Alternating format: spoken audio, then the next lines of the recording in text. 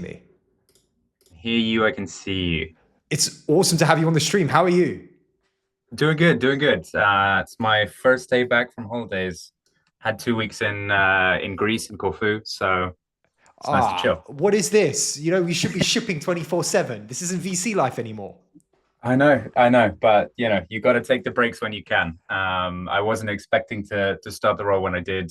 The holidays were already booked, so no choices. Well, look, it's not often that we get one of the partners on the show, like partners of the show on the show. And so we're great to have you here, right? Like it's awesome that you're believing in this new flavor of what we're building here.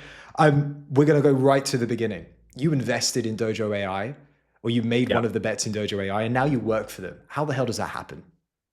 Yeah, I'm not gonna lie, it's not my normal hiring process either. It's been pretty random. So I met the team last September at an event on a rooftop in Lisbon, as you do, best place to meet people. And yeah, just really loved the product, wanted to hear more about it, ended up doing some sessions with them, did the investment. And then, yeah, we were doing some workshops and stuff together, talking about how to build a better product. And yeah, at the last product roadmap, they were just like, yeah, so why don't you do it?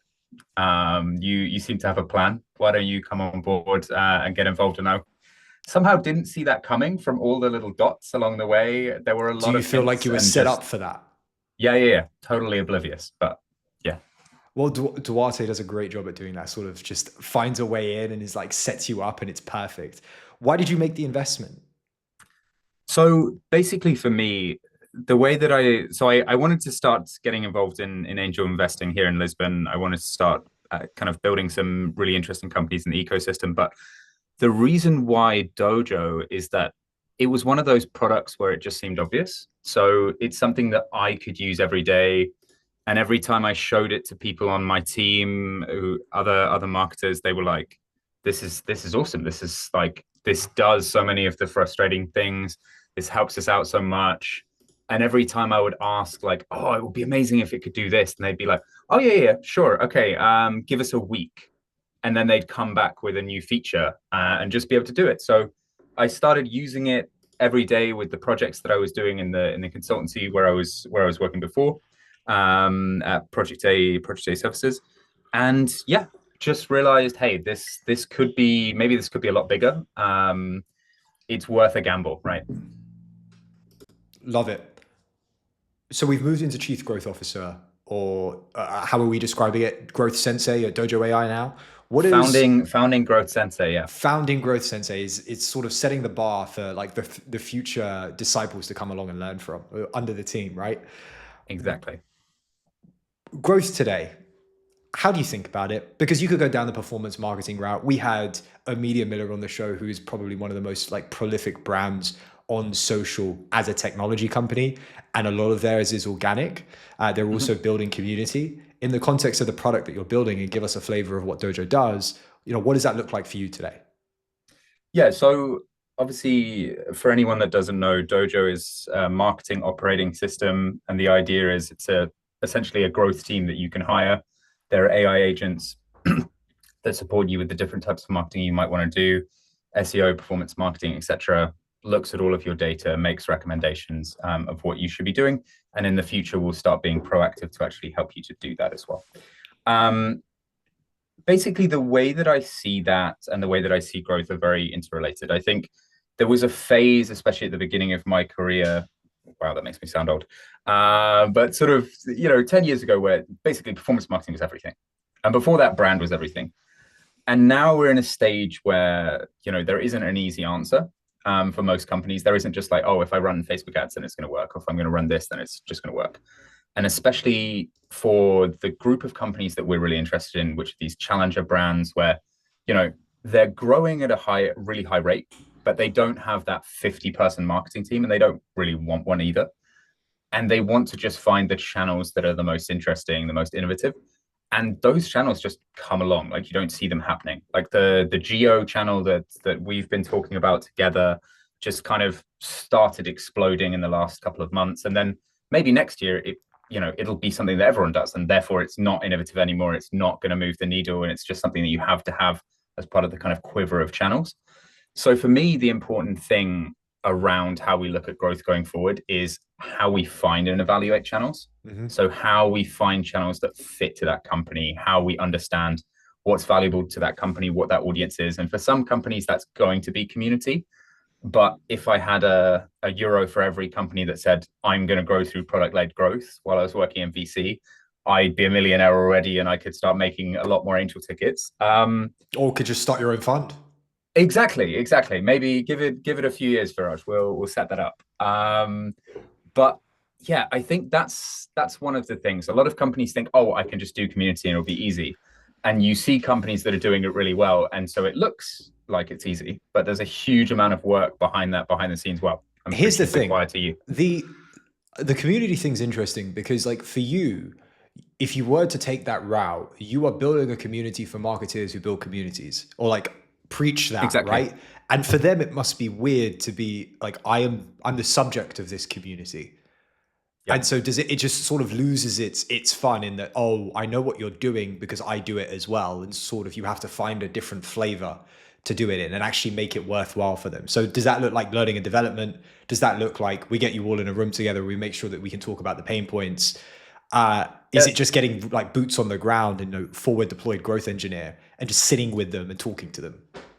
So what I look at it as is I basically just looked in a mirror of what type of things I found really useful, Hmm. spoke to a few friends and colleagues from different types of companies around the world and basically had a discussion with them.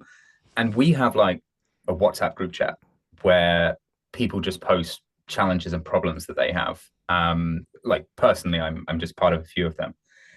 And so when I think about what will be valuable in terms of community, it's the two sides. So the learning and development part is definitely a part of it for the earlier stages, bringing actually valuable learning content, because I think a lot of the stuff is either completely missing. I don't think there's any great stuff on really learning performance marketing. But also then once you have those foundations, having a place to be able to discuss and ask questions and not feeling ashamed about it. So we're going to have a digital format of that. We're going to have an in-person format of that.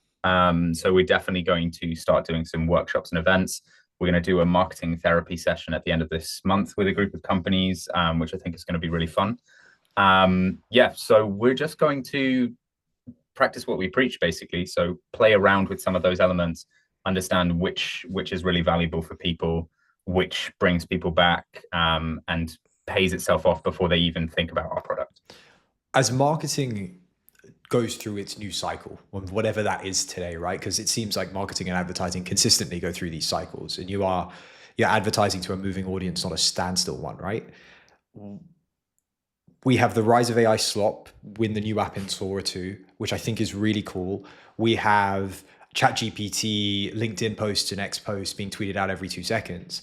For you, as you look at this landscape for what your customers are going to use the platform for, do you see a world where there's two streams? There is all things AI and there's all things like real human touch craftsmanship.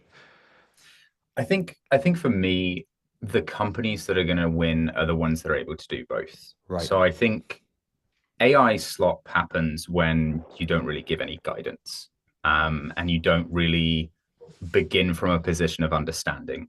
Um, when people complain about AI slop content, it's because it's not generating value for them. And it's not generating value for them because it doesn't really understand them. It doesn't really understand what they need. It doesn't understand what will be entertaining or useful for them. I think the way that I consider that role now is more like a taste maker. So really understanding those customers, really understanding what, and this is for us, and this is also for any of our clients and generally for companies, really understanding them and being able to start from that position. So having a regular contact point with your customers and being able to take that and turn that into something that's valuable for them. They raise pain points and you actually create valuable content that tackles that. You have these fantastic interviews with people where they go deep into areas that they are super knowledgeable about, and people can take that away and get immense amounts of value from that. So that's exactly what I think is important. And it's not just that you're writing the content, but maybe you're also curating content. So I think that's going to be super important, is having this person in the team in any team that really understands what type of thing you want to create and what kind of direction you want to go in. so that you can be really known for something, not just like, oh, we're going to do everything. But if you have this power to create super valuable content at just a higher amount, then to think about which of those directions you really want to lean into and not try and do everything at once, but really create deep value within one area. And then maybe you can find a second or a third. Take a step back for me. I want to look at, like, just candidly, what is a challenger brand today? Like, Yeah. are we defining that as a company size? Are we looking at it as a brand in a space like Wild was a challenger brand and then it got absorbed by the entity that is Unilever, bought out? Yeah. Do you look at a certain size of companies at 50 to 200 employees? Are they doing X amount of revenue? And what are the problems that they have that you solve? Yeah, sure. So we tend to think about it at the moment. We're thinking about a growth marketing sales, this type of entity, and we use that as the kind of benchmark for what a challenger brand might be. And nowadays that can be anything between 2 people and 20 people. So it's maybe not the founder doing everything themselves, um, but it's not, a 50-person growth team that has like silos for every single area. And it's about kind of, I don't want to say a mindset. I don't want to sound like too much like a wanker, but it's a little bit about the mindset. So it's someone who's really trying to change an industry area. So you gave the Mm-hmm. example of Wild, like they went into an industry that had basically been dominated by 2 brands for like 20 years. And nobody, when they were probably pitching it, was like, do you really think this is a good idea? Like, do we really need that?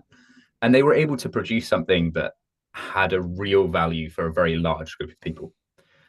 And I think that's the difference. So if we look at some of the companies that are going to be on today as well, if we look at Ivy, if we look at all of these different brands that even just you are talking to right now, it's about finding something which really deserves to be changed or, God help me, disrupted.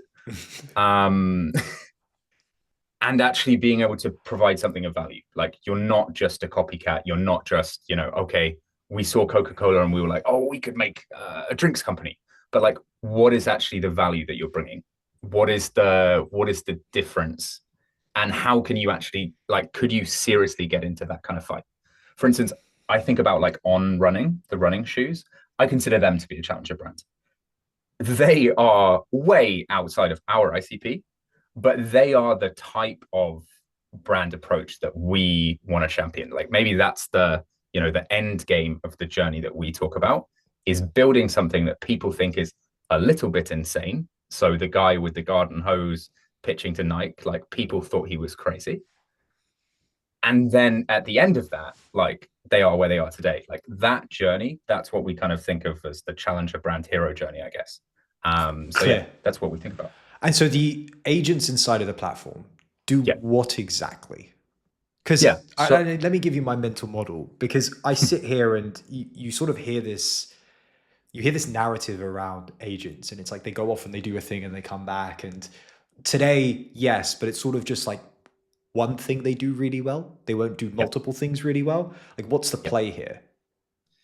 So what we want to think a bit of is like a team. Hmm. So we built the Sensei, which is like a team leader. And what we want to bring the value from is not that we're an agent that does one thing and comes back, exactly as you said, but something that can go away and decide what are the tasks that you're looking for, go away, do a very different set of tasks, and come back with a set of different outputs. So I'll give you an example. We don't want to be the company that just looks at your SEO keywords and tells you how well you're doing. We want to be the company that looks at all of your marketing, identifies areas of concern, deep dives those areas of concern, comes back with the actions that you can take. And in the future, with our proactive models that we're building, actually would be able to go out and take those actions. So the SEO one's a really easy one for everyone to understand. A normal, like a chat GPT or something like that, if you asked it to look at your SEO data, you'd have to upload a CSV of your data. It would Hmm. look through it and it'll tell you what you're doing well, what you're doing badly. Our tool has access to your live data, has access to live data on SEO from some of your competitors, relevant companies from other markets, whatever you want to consider. It can go out, look at that, tell you where the opportunities are, go away, write you pieces of content, optimize the pieces of content, make the piece of content sound like you, and then you can upload that, and then it will continue the journey. So it will take that piece of content, it'll look at how well it's doing, look at ways to improve it, look at what you should build based on how well it does relatively, and take the next step, and take the next step, and take the next step. And look at it in the format of everything about your company. Okay, we know because of what we're doing on Instagram, what people are interested in there. We know what people are liking from our LinkedIn. We know what people are spending time on our website. We know what the most interesting products are for people.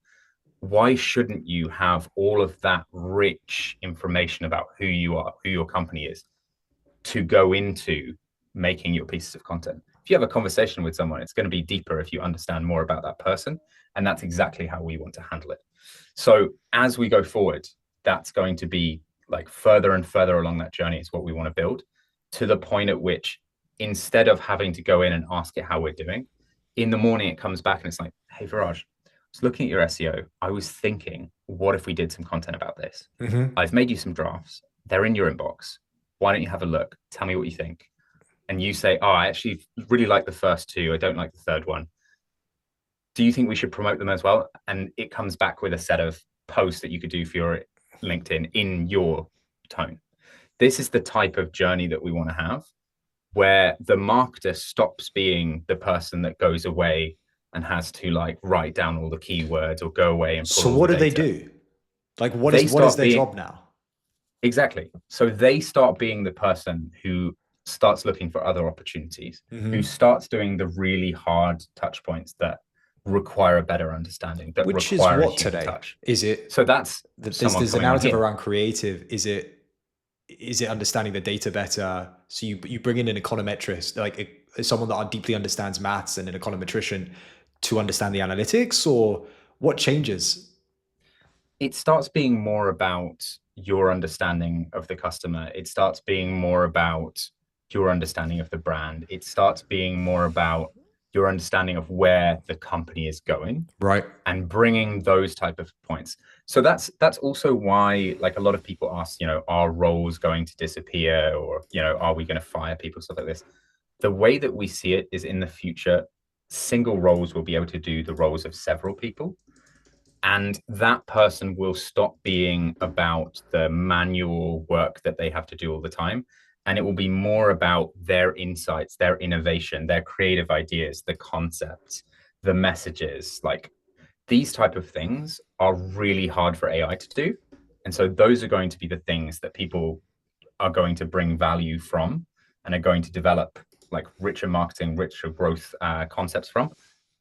It's not going to come up with the crazy ideas. It's not going to come up with the guerrilla campaign maybe that you're going to do. It's not going to come up necessarily with, this new channel that you've heard about. That like those type of things are still going to be on the edge of what AI does, and are maybe going to be the things where they bring value. And then obviously things like podcasts, events, these type of things where, the human element is crucial and is really going to make a huge difference to people's understanding of who you are. That's going to be the part where we're hoping people are then going to be able to spend more of their time. And a lot of people, their reaction after using the tool and also about just discussing with us around what kind of value they've brought is it changes what they focus their time on now. They don't have to spend so much time looking through their campaigns. They can spend more time writing. They can spend more Did you time know that the speaking to tool was going customers. to drive a behavior change, or is that just a byproduct of what the tool does, of what Dojo does? I think it's a little bit of both. I Right. think the behavior change is kind of inevitable. Mm-hmm. So if you look back like 20, 30 years, like the performance marketing wave was considered complete heresy, basically. Like everyone's thinking about these big campaigns on TV and billboards, newspapers and stuff like this. And someone's like, no, no, no, we're going to start buying ads on a smartphone inside a social media. Like none of those concepts exist. So I think what's going to change is like that's going to be a gradual process, and you're going to see some companies that are going to change radically towards that, and some of them are going to take longer, as usual. But I think that as usage of the tool, people naturally recognize where they have that time, Mm-hmm. and they are able to better see, because the tool is literally going to tell them which are the areas that are really bringing value. Because Right. if the tool and generally AI can't help you in those areas, but they are value adding, and you can see that they're value adding, then you know how to shift your time, right? And I think that this is not something that's going to be just for us and it's just going to be for marketing. I think this is going to be a bigger company topic. We're seeing it happening like with the more of the VC lens.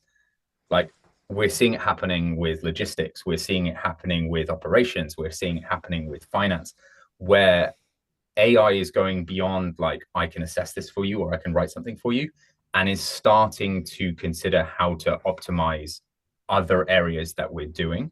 And I think that's going to escalate faster and faster and faster over the next couple of years. I would love to chat a little bit on Project A because we can't let you go without talking a little bit about the team over there. What was it like doing growth for a VC?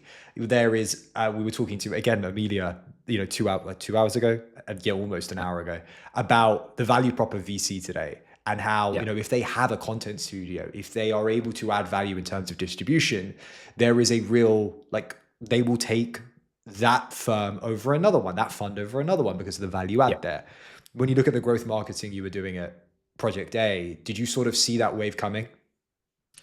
I think, to be honest, that's really why I joined in the first place. So, I'd worked in startups for 5 or 6 years. And when I decided to make the move, I'd already worked in a company that was one of their ventures. So I think Right. I had a bit of a This seems kind of like a inside common track. a common a common theme here.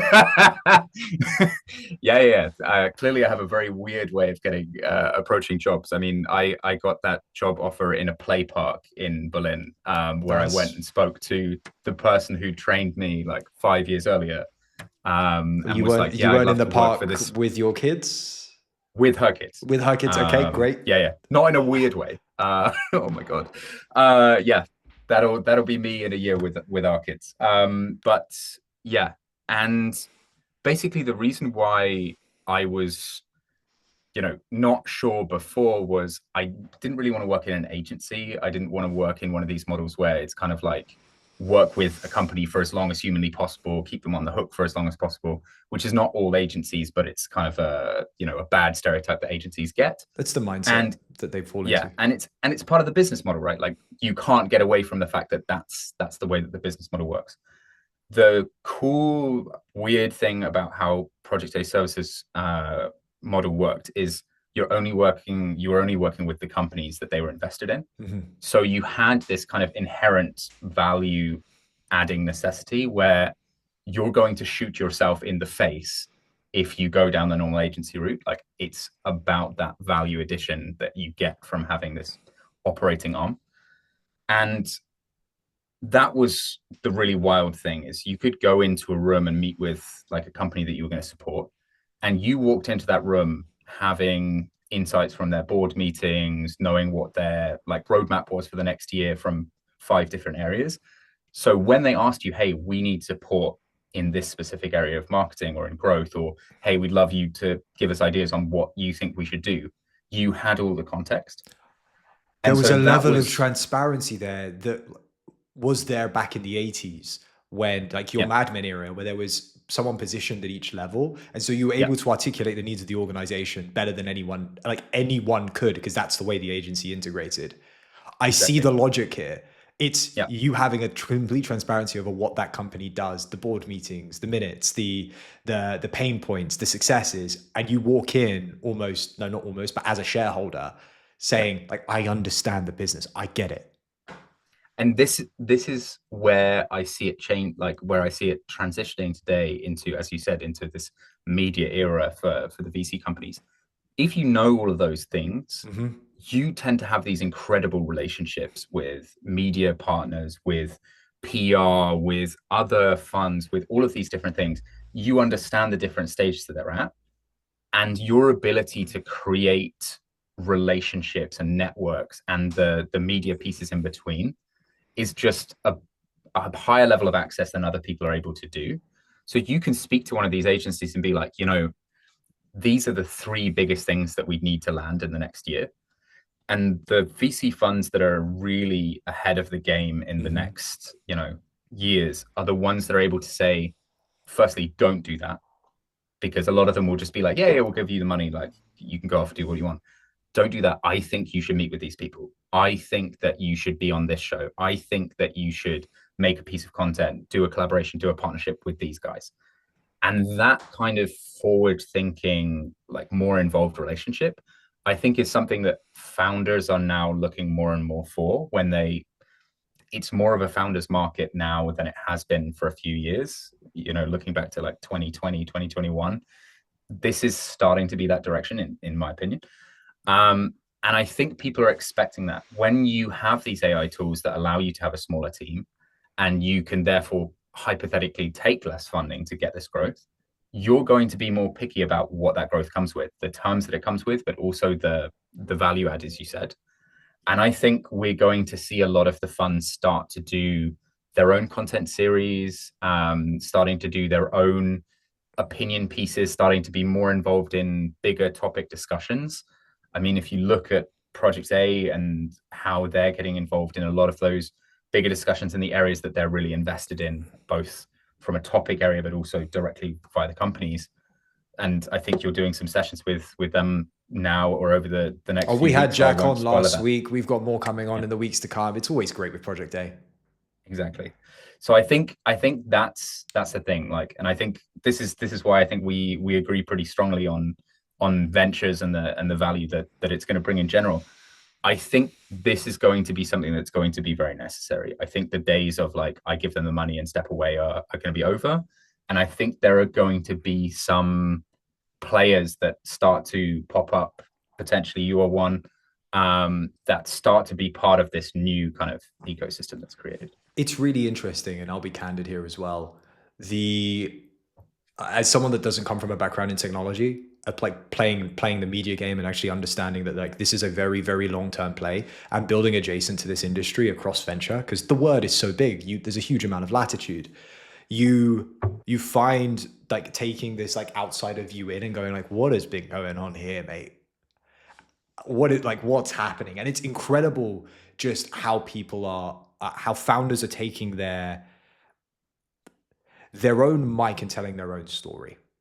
Yeah, And I feel like there is an element of venture where the other side hasn't had that opportunity to have a mic.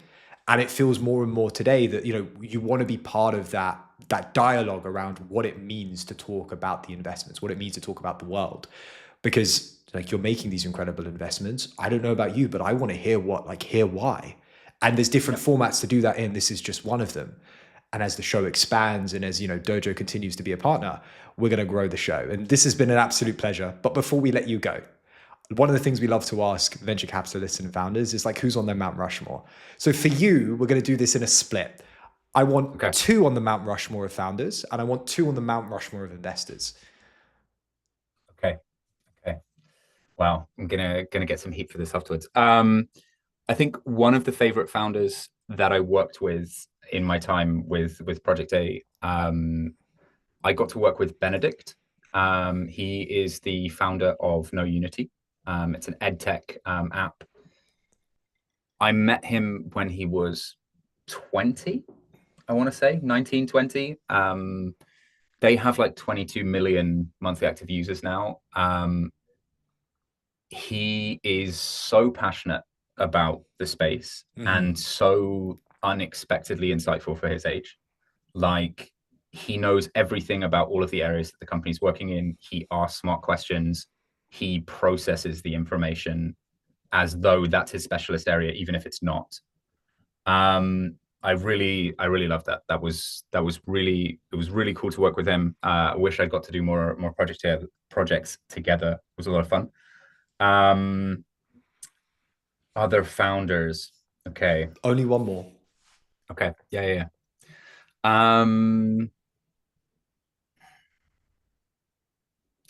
I think I really loved, I think this is probably the same for a lot of people. I don't know. I really liked my first founders, like my first serious startup. So my first serious startup was Wonderbly in the UK, make personalized kids books. You know, they're not going to be the Revolut of the world, but we were at a very early stage. Like, I joined them, they'd been going for like a year. They gave an enormous amount of trust to me and my colleagues about what to do for marketing. They basically said, you know best, go do it. They allowed us to spend, as long as it was efficient, spend as realistically as much as we wanted, to come up with crazy, unhinged ideas for campaigns that we should do, launch new continents. And I think that's probably why I'm where I am now. Like, I took that approach to every company I went to afterwards. So yeah, for Assy and the team at Wonderfully, I'm going to put his head up there. I don't think he's going to have seen that coming. Everyone who's worked with me though will. Give me quick fire on the investors, just two off the top of the cuff. Yeah. So Flo is definitely one of them. Florian Heinemann. Yeah. I mean, everyone in the space knows who he is, but he's the most down-to-earth person I've ever worked with. He has an enormous net worth and has invested in some incredibly, unbelievably successful companies, and obviously built the fund. But he's super chill. Like, I asked him to do a personal finance workshop for our team, and we did that together as like a fireside chat. Really cool. Very, like, can ask him anything. Second one, Ellie from Early Bird. So on the communication side, not on the investment side, I think it's probably the less sexy side of VC for most people. They don't really know that those people are doing that. But basically thinking about how to push up the different teams in the same way that I would for marketing or growth, thinking about how to position them, helping them with all of those things, and just being behind the scenes super involved. So yeah, hopefully you'll get them both on in future. Luke, this has been an absolute pleasure. Thanks for Dojo for being a partner. This has been the best ad that you could ever run. But obviously, we love having you on as well. I'll let you crack on to being Chief Growth Sensei, and we'll see you soon. Thanks so much. See you soon, Viraj. See you soon. Ciao. That.